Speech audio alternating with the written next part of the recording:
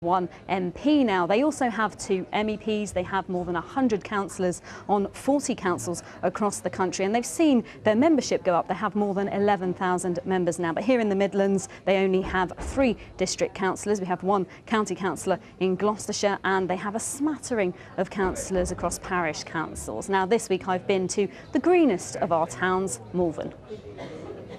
The thermal images here show where energy is being lost. Yeah, it's running at about 60 degrees on those top covers. Yeah.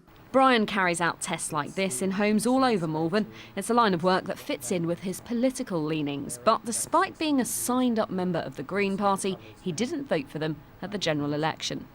I felt if I'd voted Green that there would have been very little chance of getting a Green Member of Parliament in here. They didn't get my vote, but I don't think that was because they weren't working hard. I did actually put a small contribution their way to help them in their efforts.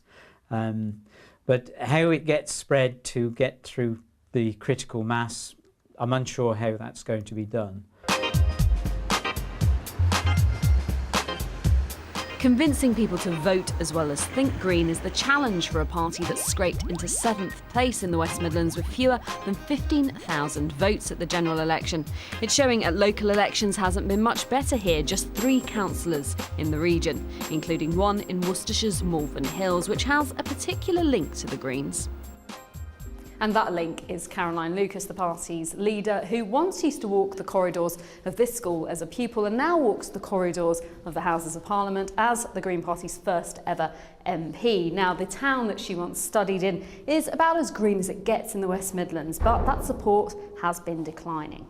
Just 1 Green councillor where there used to be 3. He even shared power with the Lib Dems on the district council here once, and he thinks the party can crack the Midlands. We certainly have begun to try and learn the lessons of the pockets of success that we have had down in Brighton, in Norwich, in Oxfordshire. There's a consciousness that we can succeed because we have succeeded in pockets.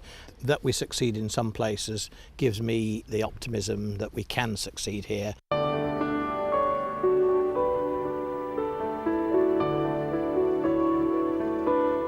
Deep in the Malvern Hills, I find a place that's at the forefront of a green campaign here. The party's been working to save this cafe, which sells locally sourced food, from closure. But that doesn't guarantee support. I never have yet voted for them, but I'm always interested in what they've got to say. And I think it's very interesting how over the years they started off as being more on a sort of almost an extreme party, and then they've gradually become more mainstream. I wouldn't vote for them because I don't particularly like the idea of a one-policy party actually being in government. However much they do around here, if you know what I mean. It seems that local problems aren't really that big of a deal, to me at least.